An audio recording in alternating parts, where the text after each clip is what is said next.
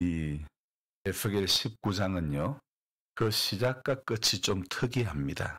그래서 시작하는 1절에도 그렇고 마지막 14절에도 애가라는 단어가 나오죠. 그래서 1절에 보면 이거 애가를 지어라 부르라, 애가를 지어 부르라고 이야기하고 있고, 그리고 마지막 14절에 이것이 애가라 후에도 애가가 되리라, 그렇게 이야기를 하고 있습니다. 왜 1절에서 에스겔에게 이스라엘 고관들, 즉 지도자들을 위한 애가를 이렇게 만들어 메시지를 전하라고 할까요? 정말 우리가 살고 있는 이 시대야말로 애가를 지어 불러야 할 때가 아닌가 싶습니다.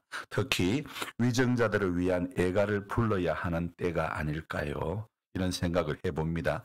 여러분, 정치라는 것은 상대의 다른 생각과 입장을 또한 존중해주며 대화와 타협을 통해 가지고 국민들이 정말 공감하는 새로운 길을 만들어가는 것이 제가 생각하는 정치라고 생각합니다. 그런데 우리나라는 보면 이런 생각이 드는 거예요. 도 아니면 뭐. 그래서 정말 극과 극만 존재하는 그런 느낌. 성경이 말하는 양과 염소, 천국과 지옥. 신앙적인 것은 저와 여러분들이 타협하지 않아야 하므로 천국과 지옥이 맞다고 생각되지만, 사람 살아가는 데는 천국과 지옥 딱 두 곳으로 나누는 이분법으로만은 살 수는 없는 것 같습니다. 죄 지은 사람은 감옥 가고 죄 없는 사람은 잘 살고, 세상이 어디 그리 사라지는 것은 아니지 않습니까?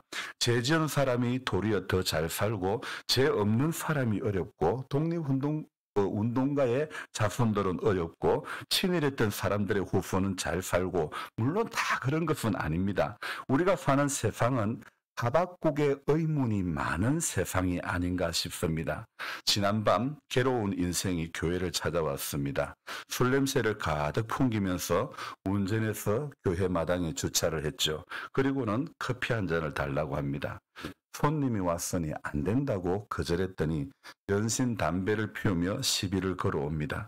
주먹을 휘두르는 신용을 하면서 겁박을 하기도 합니다. 전에는 불쌍히 여겨지던데 이게 계속 반복이 되다 보니 참 한동안 안 오더니 술만 마시며 교회 와서 고풍방가를 부르고 혼자 고함치고 하는 그 모습. 어제는 불쌍을 넘어 이런 사람은 정신을 차리게 한번 해야 안 되나, 이런 생각도 제게 드는 것입니다. 몸도 피곤해서 불을 끄고 빨리 가라고 하고 문을 잠궈 버렸는데, 한참 혼자 큰 소리로 고함 치르다가 차를 몰고 어디론가 가버렸는데, 조금 있으니 또 옵니다. 술 마시고 이러는 거 이야기를 들어주니 전에 제가 4시간인가 뭐 8시간인가 엄청 오랜 시간을 들어준 적이 있었는데, 안 그래도 고구마 캐고 피곤한 상황에 또 밤늦게까지 시달릴 수가 없었기에 가라고 하고 또 들어와서 불을 꺼버렸죠. 혼자 한참 허공을 대고 소리치고 그러더니 또 차를 몰고 어디론가 가버립니다. 이러다 사고 나겠다 싶어가지고 뒤따라가서 제가 지구대에 전화를 했습니다. 음주운전 좀 잡으라고 전화하는 것은 아니었고, 내가 아무리 달려도 안 되니 저러다가 큰 사고가 날 수 있으니 좀 오셔서 집으로 가라고 좀 말 좀 해달라고 그래 이야기를 했더니, 경찰의 말이 재밌습니다. 우리는 나가면 법대로 합니다. 법을 집행하는 기관이기 때문에 음주운전으로 처리할 수밖에 없다고 이야기합니다. 하는 수 없이 제가 네 알겠습니다 하고 끊었죠. 무슨 괴로운 일이 또 이 인생으로 말미암아 술병을 들게 했을까? 그저 불쌍히 여기는 마음 그것밖에 없는 것 같습니다.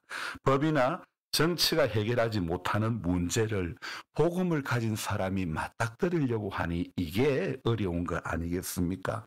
어느 시대나 정치는 사람들의 민생과 직접적인 관련이 있습니다. 무슨 괴로운 사정이 그로 하여금 이토록 잠 못 자고 만취된 상태로 핸들을 잡게 만드는지 알 수는 없지만은, 오늘 애가를 지어 부르라고 하신 하나님의 마음을 조금이나마 알고 오늘의 에스겔 에스겔이 되어야 하겠다, 이런 생각을 오늘 아침에 또 다짐해 봅니다. 이 에스겔 19장은요 두 가지 비유로 구성이 되어 있는 본문입니다. 처음에 나오는 비유는 사자 비유인데, 이 사자 비유는 여호아하스와 여호야김 왕이 하나님의 율례를 따르지 않고 이방의 군왕들처럼 압제와 포악을 자행하다가 맞게 되는 비극적인 종말을 경고하는 그런 비유의 내용이고, 두 번째 17절부터는요 포도나무 비유인데, 유다의 마지막 왕인 시드기야 왕 역시 돌이켜 회개할 줄을 모르고 행악하다가 결국 유다 백성들과 함께 멸망당할 것을 경고하는 그런 내용입니다.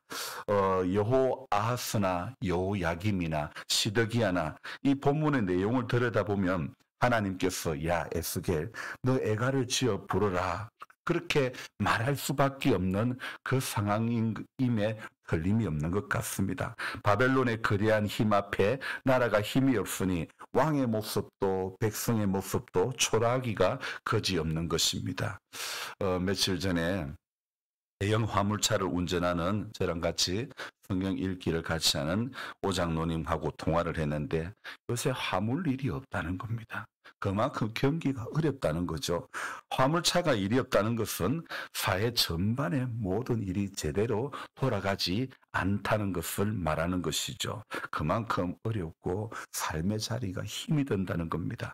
오늘 이 비유로 말씀하고 있는 이 사자의 비유에서도 사실 또 포도나무의 이 비유도 사실은 삶의 자리를 이야기하는 것 아닐까요? 오늘 먼저 첫 번째 비유, 사자의 비유에서 2절에 이렇게 이야기합니다. 네 어머니는 무엇이냐? 암사자라. 이 암사자는 유다 왕국을 지칭하는 말이죠.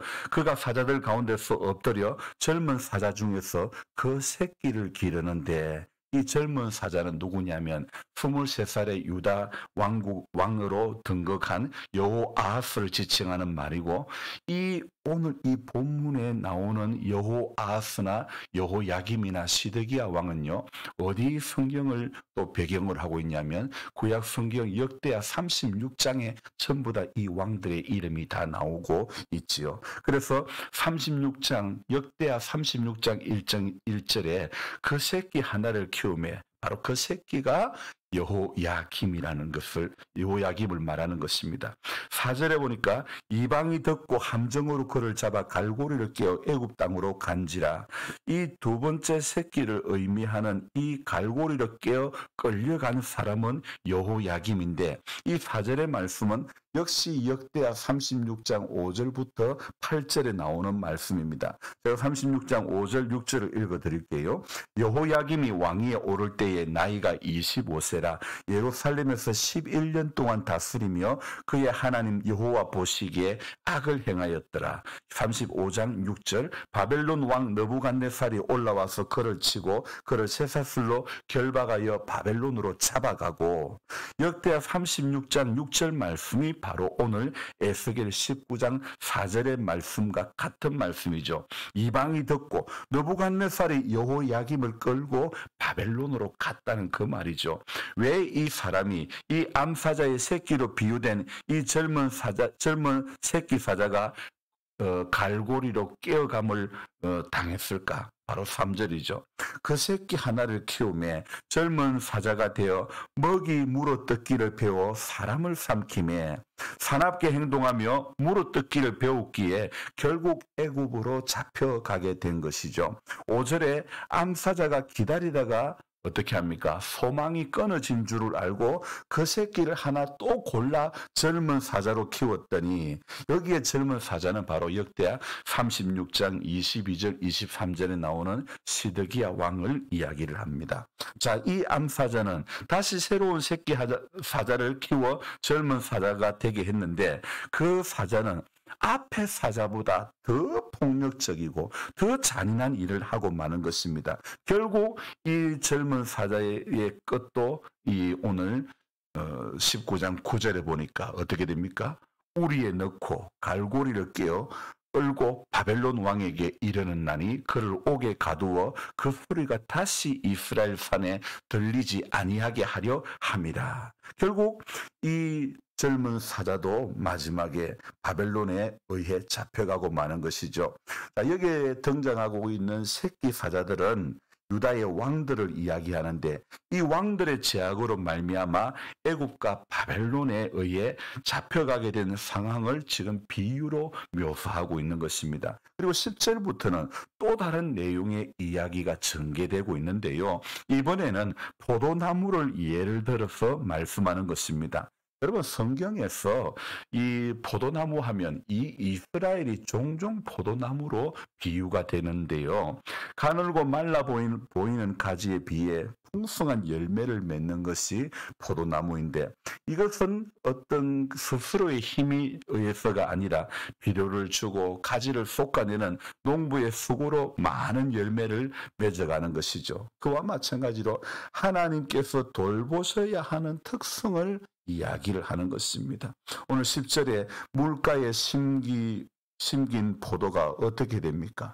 내 피의 어머니는 물가에 심겨진 포도나무 같아서 물이 많음으로 열매가 많고 가지가 무성하며, 오늘 이 10절에 물가에 심겨진 포도나무의 끝이 또 어떻게 되느냐? 12절, 13절 한번 볼까요? 읽어봅니다.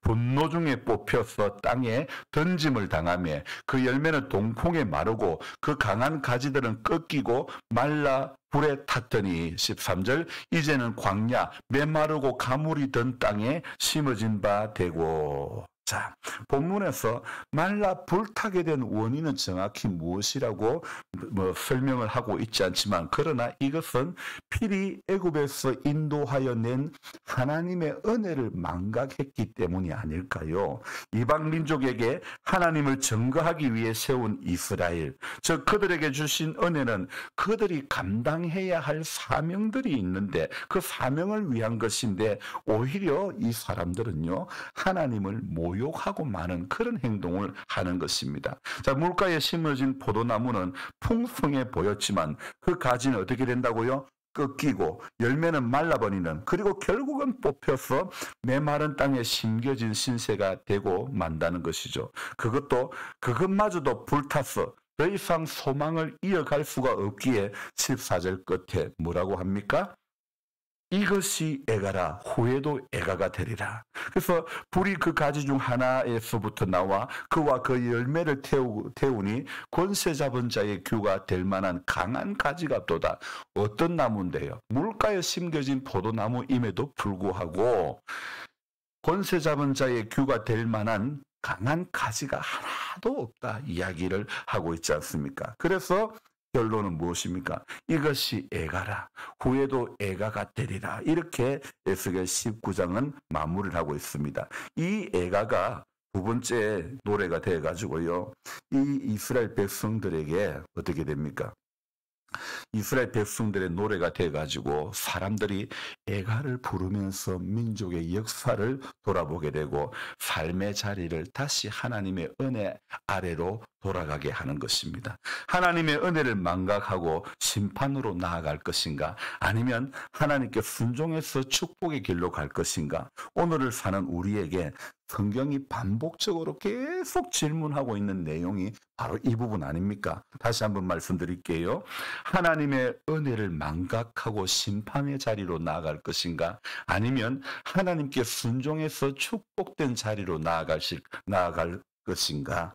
여러분, 성경은 분명히 하나님의 뜻도 이야기하고 있지만 반대로 신앙의 실패와 또 실패의 역사를 수도 없이 성경은 담고 있는 것이죠.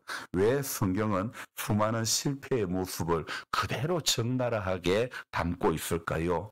그 실패의 모습을 보면서 우리의 삶, 우리의 신앙을 돌아보게 하는 것이고, 우리 또한 그러한 실수와 잘못을 반복하지 않도록 만들어가는 것이 매우 중요하기 때문에 성경은 계속해서 반복해서 하는 것이 무엇입니까?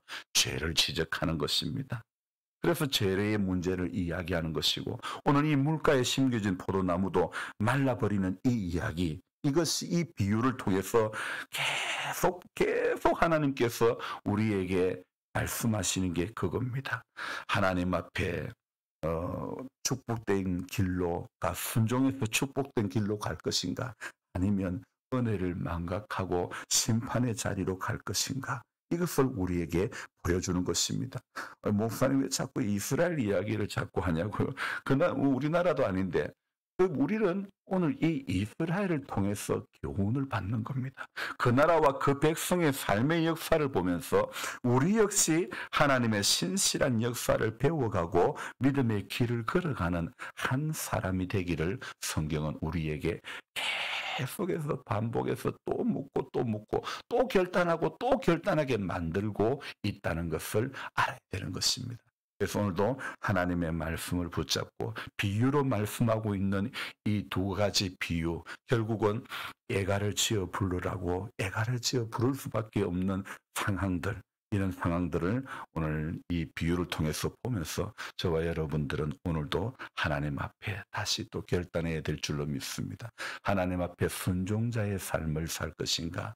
하나님 앞에 오늘 이스라엘 백성들이 걸어갔던 배역하고 완악한 그 길을 걸어갈 것인가? 오늘 다시 한번 하나님 앞에 말씀을 붙잡은 인생들이 살아가야 할 방향이 무엇인가? 물가에 심겨진 포도나무가 분명히 열매를 많이 맺어져야 될 부분들이지만은 그러나 어떻습니까? 오늘 12절 13절에 분노 중에 뽑혀서 땅에 던짐을 당하며 그 열매는 동풍에 마르고 그 강한 가지들은 꺾이고 말라 불에 탔더니 하나님의 말씀 앞에 불순종자는 오늘 이 길을 걸어갈 수밖에 없는 것입니다. 광야 메마르고 가물이 든 땅에 심어진 바가 되고 마는 것입니다. 그래서 오늘도 우리는 이 하루를 살아가면서 찬송의 가사처럼 겸손히 주를 섬길 때 오늘 하루도 겸손히 주님 섬기고 주님 말씀 앞에 오늘도 엎드릴 줄 아는 그런 인생이 복된 인생이 될 줄로 믿습니다. 기도하겠습니다. 하나님 아버지, 오늘 에스겔 19장에 나오는 이 두 가지 비유를 우리는 바라보면서 여호아하스나 여호야김이나 시드기야나 하나님, 결국 하나님 앞에 순종의 길을 걸어가지 못했던 사람들, 그래서 에스겔에게 에스겔아 너는 고관들을 위하여 애가를 지어 부르라. 이것이 애가라. 후에도 애가가 되리라. 그렇게 말씀할 수밖에 없었던 이 상황들, 하나님, 우리는 다시 이 시대의 전철을 대밟지 않기 위해서 나라와 민족을 위해서 기도해야 한다고 생각되어집니다. 위정자들을 위해서 정말 애가를 지어 불러야 될 때가 아닌가 싶습니다. 하나님 아버지, 정말 국민들의 삶의 자리를 돌아봐 줄 수 있는 그런 정치가 되게 해주시고, 그래서 하나님 이 나라가 하나님의 은혜 가운데 붙들림 바 되어지게 해주시고 평안의 나라가 될 수 있도록 하나님 도와주시기를 간절히 바라고 원합니다. 너무 사회가 극과 극만 존재하고 하나님 이렇게 또 아니면 모식의 사고로만 살아가고 있는, 너무나 나누어져 있는 그런 양극화 현상이 심한 이 시대에 하나님, 우리 예수 믿는 사람의 가슴에 하나님 이 위정자를 위해서 놓고 기도할 수 있는 그런 마음들을 주시기를 원합니다. 하나님, 그래서 우리가 살아가고 있는 이 땅, 이 나라가 하나님의 은혜 가운데 평화를 누릴 수 있는 그런 귀한 나라가 될 수 있도록, 귀한 민족이 될 수 있도록, 복음을 가진 민족이 어찌 살아야 할지, 복음을 가진 먼저 받은 저들이 어떠한 삶을 살아야 될지 오늘 하루도 삶의 자리에서 몸부림치며 애쓸 수 있는 그런 우리 모두가 될 수 있도록 도와주시옵소서. 세상은 하박국의 의문처럼 그런 잘못된 부분, 이해가 안 되는 부분들이 많이 있지만 그러나 하나님은 오늘도 하나님의 방법대로 하나님의 섭리하심으로 이 세상 모든 것을 주관해 가시고 계시는 줄 믿습니다. 모든 일은 하나님의 뜻 안에서 되어지는 것이기에 오늘도 그 뜻 안에서 겸손히 순종하며 살아가는 성도가 되어지게 해 주시옵소서. 삶의 자리가 어려운 성도들이 또 이 말에 예수 안 믿는 사람 가운데서도 삶의 자리가 어려운 분들이 너무너무 많습니다. 하나님 아버지, 말을 숨기며 살아갈 때 정말 또 이곳에서 목회를 하며 나아갈 때에 삶의 자리가 어려운 분들을 어떻게 주님의 마음으로 대하고 섬겨야 될지 알게 해주시고, 우리 모두에게, 예수 믿는 우리에게 주님의 심장을 품고 오늘 하루도 살아가며 섬기며 그렇게 나아갈 수 있도록 주님 도와 주시옵소서. 감사를 드리며 존귀하신 예수님의 이름으로 기도드리옵나이다. 아멘. 간절한 마음으로 주여 부르고 기도합니다. 주여, 주여, 주여. 좋으신 하나님, 오늘 이 새벽에도 새벽을 깨